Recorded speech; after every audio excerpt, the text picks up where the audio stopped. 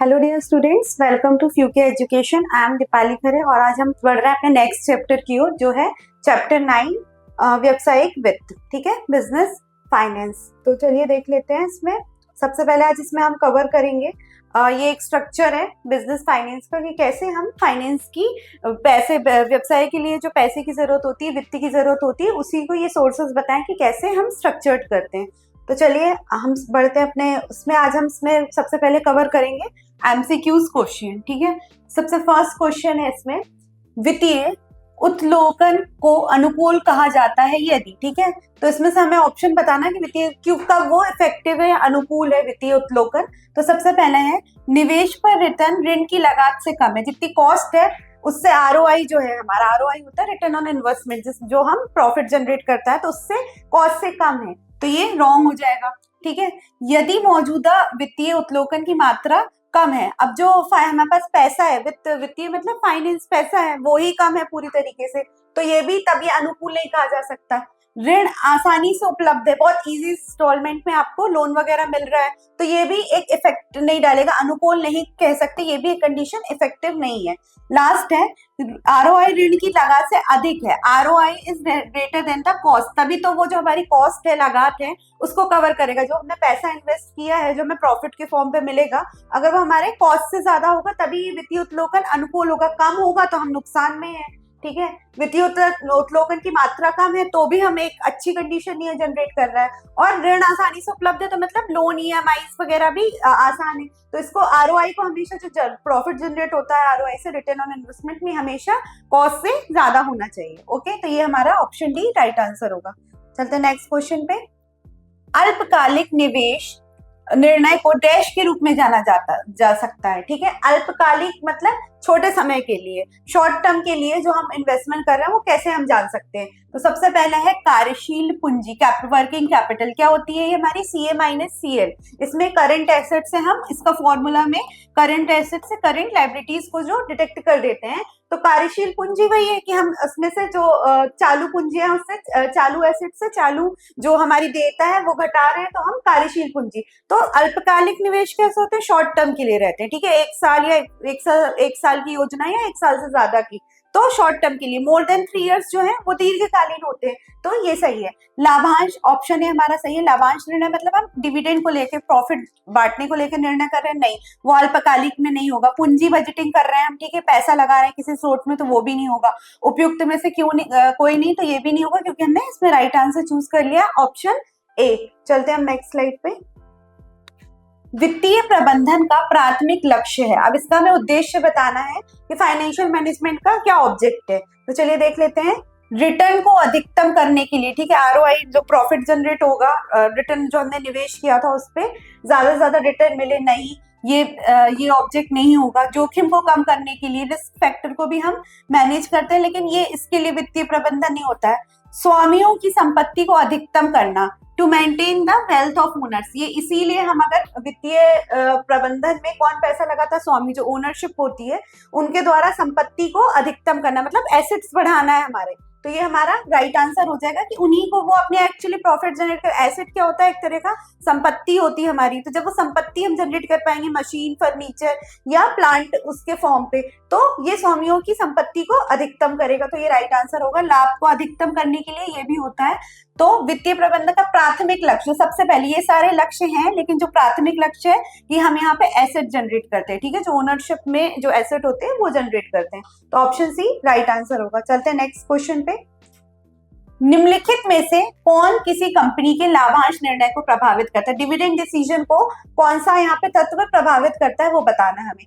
ठीक है, कराधान नीति मतलब टैक्स नीति, तो वो डिविडेंड को इतना प्रभावित नहीं करती है। नकदी प्रवाह स्थिति, ये टैक्स निधि भी होती है, क्योंकि जो हमारा टैक्सेबल इनकम आ रहा है उससे डिविडेंड घट के आता है, उस अनुसार हम डिविडेंड, जितना प्रॉफिट जनरेट होता है, डिविडेंड क्या है, जितना प्रॉफिट जनरेट हो रहा है उस हिसाब से हम शेयर होल्डर्स में वो प्रॉफिट बांट रहे हैं। ठीक है, तो ये कराधान निधि भी रहती है। नकदी मतलब कैश फ्लो, इसको बोलते हैं हम कैश फ्लो स्थिति। कैश फ्लो, कितना कैश आया, कितनी इनकम जनरेट हुई, कितना एक्सपेंडिचर लगा, तो कैश फ्लो। कमाई मतलब इनकम, ये सारी चीजें डिविडेंड को इफेक्ट करती है। अगर ये सारी चीजें ऑन द गो है या ऑन द फ्लो है, तभी हम डिविडेंड जो लाभांश है वो बांट पाएंगे, तो यहाँ उपयुक्त सभी इसका राइट आंसर हो जाएगा। चलते हैं नेक्स्ट क्वेश्चन पे।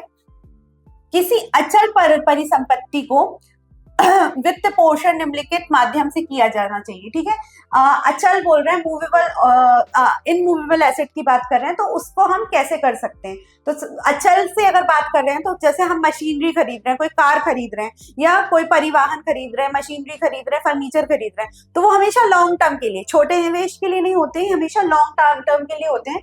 तो इसमें जो राइट आंसर है ऑप्शन ए होगा, दीर्घकालिक देयता, long term liability. Long term liability मतलब ये हम ऐसी संपत्ति है जो हम, जो बिजनेस है उसके चालू सुचारू रूप से ही हम वो प्राप्त कर लेंगे या 1-2 साल के अंदर जो रिकवर होती है, तो उसको हम लॉन्ग टर्म लाइबिलिटी या देयता के रूप में कहते हैं। हम इसमें जो ईएमआई दे रहे हैं, जो दे रहे हैं, ये लॉन्ग टर्म के लिए होगा। ठीक है, अगर मशीनरी खरीदे तो वो लैक्स में आएगी, तो वो जो उसका कवर है या कॉस्ट है जो लगी है, वो हम उसकी लॉन्ग टर्म देयता में, मतलब दीर्घकालिक देयता में प्राप्त कर लेंगे बिजनेस के रन में, मतलब आम long short term of business में हम इसको वो कॉस्ट कवर कर लेंगे। तो ये लॉन्ग टर्म लाइबिलिटीज में। अल्पकालीन नहीं होगा, मतलब अल्प मतलब छोटा, तो शॉर्ट टर्म लाइबिलिटी में नहीं आएगा ये। दीर्घ अल्पकालिक नहीं, हमें ये दोनों नहीं होंगे, उपयुक्त में से कोई नहीं, ये भी नहीं होगा, क्योंकि राइट आंसर इसका ऑप्शन ए है। चलते हैं नेक्स्ट क्वेश्चन पे। दीर्घकालिक निवेश निर्णय को डैश के रूप में जाना जाता है। ठीक है, लॉन्ग टर्म इन्वेस्टमेंट को हम किस रूप में जानते हैं। तो सबसे पहले है पूंजी बजट, कैपिटल बजटिंग। इसमें हम क्या करते हैं, कैश फ्लो और जितनी भी इनकम जनरेट हो रही है और या कंपनी कोई निवेश कर रही है अपने किसी प्रोजेक्ट में प्रॉफिट जनरेट करने के लिए, तो उसको कैपिटल बजटिंग, मतलब हम पूंजी का बजटिंग बना रहे हैं कि उसमें कैश फ्लो आएगा, हमारी प्रॉफिट जनरेट हो रहा है, P&L अकाउंट्स आएंगे, तो ये सारी चीजें इसके अंतर्गत आता है। तो इसका राइट आंसर है कैपिटल बजटिंग। कार्यशील पूंजी नहीं होगी, वर्किंग कैपिटल नहीं होगी, लाभांश निर्णय नहीं होगा, क्योंकि ये पूछ ही रहे हैं कि दीर्घकालिक निर्णय को करती, इनमें से कोई नहीं, क्योंकि राइट आंसर इसका ऑप्शन ए है, पूंजी बजटिंग, कैपिटल बजटिंग के रूप में हम इसको दीर्घकालिक निवेश निर्णय को देखते हैं। चलते हैं नेक्स्ट क्वेश्चन पे। निम्नलिखित में से कौन दीर्घकालीन निवेश निर्णय से संबंधित नहीं है। ठीक है, तो जो हम लॉन्ग टर्म इन्वेस्टमेंट कर रहे हैं उससे कौन सा डिसीजन हमारा संबंधित नहीं है, ये बताना है। ठीक है, स्थायी पूंजी का प्रबंधन, स्थायी पूंजी मतलब फिक्स्ड एसेट या फिक्स्ड कैपिटल का जो हम मैनेजमेंट कर रहे हैं वो इससे रहता है। इन्वेंट्री प्रबंधन, इन्वेंट्री मैनेजमेंट, यहाँ क्वेश्चन पूछा है नहीं है, तो ऑप्शन बी हमारा राइट आंसर होगा, क्योंकि इन्वेंट्री में हम क्या करें, स्टॉक इन स्टॉक आउट, मतलब LIFO FIFO method, last in last out, first in first out. Stock मतलब स्टॉक कितना है, कंपनी को क्या कितने माल की जरूरत है, तो वो उसको हम इन्वेंट्री प्रबंधन के अंदर देखते हैं। तो ये जो दीर्घकालीन निर्णय है उसको इफेक्ट नहीं करता ये वाला, तो ऑप्शन बी राइट होगा। अनुसंधान एवं विकास कार्यक्रम मतलब रिसर्च या डेवलपमेंट आप कर रहे हो, तो ये भी नहीं होगा। नई शाखा खोलना, ये भी नहीं होगा। ये सारे मतलब इसमें इंक्लूड होते हैं, और जो नहीं होगा वो इन्वेंट्री प्रबंधन नहीं करते हम दीर्घकालीन के अंदर, निवेश के अंदर। चलते हैं नेक्स्ट क्वेश्चन पे। अनुकूल वित्तीय उत्तोलन एक ऐसी स्थिति है जहां, अब इन्होंने पूछा है कि वो कंडीशन बताइए जिसमें ये वित्तीय उत्तोलन को हम मैच कर सकें। तो चलिए देखते हैं। ROI ऋण पर ब्याज दर से अधिक है। ROI is written in the rate of interest on डेब्ट। ROI क्या है हमारा, रिटर्न ऑन इन्वेस्टमेंट। तो जो ऋण है, ऋण को वो तभी कवर करेगा जब वो प्रॉफिट जनरेट करेगा, तो वो हमारी कॉस्ट डेब्ट मतलब ऋण जो है, ऋण की लागत से प्रॉफिट ज्यादा होना चाहिए, तभी ROI ऋण पर ब्याज दर से, मतलब ब्याज हम कितना दे रहे हैं, EMI के तौर पे दे रहे हैं। हमने ऋण लेके कोई कहीं पैसा इन्वेस्ट किया, तो उसमें हमें क्या आ रही है, ब्याज दर आ रही है, तो ब्याज दर से प्रॉफिट ज्यादा जनरेट होना चाहिए, तभी तो हम वो ब्याज चुका पाएंगे। तो ये ऑप्शन ए हमारा राइट आंसर हो जाएगा। ROI ऋण पर ब्याज दर से के बराबर है, इक्वल होगा, तो ये कंडीशन अनुकूल नहीं होगी, ना तो हमें प्रॉफिट होगा, ना हम वो ऋण का अमाउंट रिकवर कर पाएंगे। कम होगा तब भी नहीं कर पाएंगे। उपयुक्त में से कोई नहीं, क्योंकि हमने राइट आंसर चूज कर लिया है, तो ऑप्शन ए जो है हमारा राइट आंसर होगा। चलते हैं नेक्स्ट क्वेश्चन की ओर। अन्य बातें समान रहने पर कॉर्पोरेट मुनाफे पर कर की दर में वृद्धि से, ठीक है, अगर बाकी कंडीशन नॉर्मल है तो कॉर्पोरेट जो प्रॉफिट है तो उसमें टैक्स की दर किस हिसाब से होगी। तो चलिए देखते हैं। ऋण को अपेक्षाकृत सस्ता बनाना, ठीक है, मेक द डेप्ट रिलेटिवली चीप है, ठीक है, जो ऋण या हम प्राप्त कर रहे हैं लोन कहीं से, तो उसकी जो डेप्थ ऋण आ रही है या जो उसकी हम क्या देते हैं, उसके बदले इंटरेस्ट देते हैं, तो उसकी दरें मतलब रेट ऑफ इंटरेस्ट क्या होना चाहिए, उसमें कम होना चाहिए। तो हमें सस्ता बनाने पे इस पे ध्यान दे रहा है। ऋण को अपेक्षाकृत महंगा बनाएंगे तो हम वो पे जो अमाउंट रिकवर करने के लिए वो हम रिकवर नहीं कर पाएंगे। ऋण की लागत पर कोई प्रभाव नहीं, कोई इफेक्ट नहीं डालेगा तो भी ये गलत है। उपयुक्त में से कोई नहीं, ये भी रॉन्ग हो जाएगा। जो राइट है, ऋण को अपेक्षाकृत सस्ता बनाना, मतलब जो ऋण है वो आसानी से प्राप्त हो जाए, इसकी जो किस्तें हमें चुकानी उस पर रेट ऑफ इंटरेस्ट हो वो कम हो, तो इसलिए हमारा राइट आंसर ऑप्शन ए होगा। चलते हैं नेक्स्ट क्वेश्चन पे। वित्तीय नियोजन का मुख्य उद्देश्य यह सुनिश्चित करना, ऑब्जेक्ट क्या है, बिजनेस प्लानिंग जो हम कर रहे हैं उसका, फाइनेंशियल प्लानिंग जो हम कर रहे हैं वित्तीय बिजनेस में, उसका मुख्य उद्देश्य क्या है। तो चलिए देखते हैं। सही समय पर पर्याप्त धनराशि उपलब्ध होना, enough funds are available for the right time, ये इसका राइट आंसर होगा। क्योंकि जब भी हम नियोजन प्लानिंग की बात करें तो हमारे पास पैसा होना चाहिए। पैसा कहाँ से आएगा, फाइनेंस के तरीके। फाइनेंस मतलब क्या है कि आपने पैसे का अरेंजमेंट बिजनेस के लिए कहाँ से जो हमें प्राप्त करना है वो कैसे किए, बिजनेस के लिए जो हम पैसा प्राप्त कर रहे हैं वो वित्त के रूप में फाइनेंस करवा रहे हैं, चाहे बैंक से लोन ले रहे हैं या ईएमआई दे रहे हैं या कहीं से भी आप पैसे का अरेंजमेंट कर रहे हैं, तो हमें सही समय पे सही धनराशि को उपलब्ध कराना ही इसका मुख्य उद्देश्य है। दूसरा है, शेयर धारकों को सही समय पर लाभांश का भुगतान करना। नहीं, लाभांश जब कंपनी प्रॉफिट कमा लेगी उससे देगी, तो डिविडेंड तब देगी, तो ये रॉन्ग हो जाएगा। कच्चे माल की खरीद, ये एक तरह का इन्वेंट्री स्टॉक है कि आप क्या कर रहे हो, स्टॉक इन कर रहे हो अपना, मतलब कच्चा माल, मशीनरी, तेल उसके लिए लेके आ रहे हो, तो कुछ रॉ मटेरियल लेके आ रहे हो, तो ये भी नहीं होगा। फिर अचल संपत्तियों की खरीद, मतलब इमूवेबल एसेट्स खरीद रहे हो, तो वो भी नहीं। इसका मुख्य उद्देश्य है कि आपके पास पैसा होना चाहिए अपने बिजनेस को स्टार्ट करने के लिए सही समय पर। चलते हैं हम नेक्स्ट क्वेश्चन की ओर। वित्तीय नियोजन से निम्नलिखित परिणाम प्राप्त होती है, ठीक है। प्राप्त कौन कौन से, इसके आउटकम क्या है वित्तीय फाइनेंशियल प्लानिंग के, तो वो हमें बताना है। तो सबसे पहले है, फर्म के पास उपलब्ध धन से केवल वही करना जो संभव हो। जितना हमारे पास फंड पैसा अवेलेबल है, जो हो सकता वो करे, नहीं, इसका ये आउटकम नहीं होना चाहिए, वरना प्रॉफिट हम रिकवर नहीं कर पाएंगे। यह सुनिश्चित करना कि फर्म के पास आवश्यक से अधिक धनराशि उपलब्ध हो ताकि धन की कमी ना हो। अब हमेशा जितना हमें फंड चाहिए रहता हो उतना ही हम फाइनेंस करवाते हैं, ठीक है। जितने की कार उतना ही का हम लोन या अमाउंट लेंगे, या उतना ही पैसा हमें चाहिए रहेगा वो चीज खरीदने के लिए। तो अगर अधिक है तो वो क्या है, वेस्ट है, वेस्टेज हुआ मनी का, तो ये भी रॉन्ग हो जाएगा। थर्ड है, इक्विटी निर्गमों का सहारा लेकर बाध्य उधार को न्यूनतम करना, ठीक है। इक्विटी शेयर होल्डर्स को लेके जो हमारे बाध्य हैं या लोन ऋणधारी है उनको न्यूनतम करना, कम करना, तो ये भी एक पर्पस नहीं होगा। ये है, डी है, ये सुनिश्चित करना कि फर्म को ना तो धन की कमी का सामना करना पड़े और ना ही अनुपयोगी धन की अधिकता का सामना करना पड़े। Ensuring that the firm faces neither a shortage nor a glut of unusable fund, मतलब सही मात्रा में सही धन होना चाहिए जिससे वेस्टेज भी ना हो और रिसोर्सेज पे भी हम सही तरीके से लगा सके। धन की अधिकता का, ना ज्यादा हो ना कम हो, इक्वल हो, मतलब फर्म को ना तो ज्यादा धन की कमी का सामना करना पड़े और ना ही उपयोगी धन की अधिकता, मतलब ना ज्यादा हो, सिर्फ इक्वल हो, जहां जरूरत है वहां उस हिसाब से हम फंड इन्वेस्ट कर सकें या उस पे लगा सके, पैसा लगा सके। तो ऑप्शन डी हमारा राइट आंसर होगा।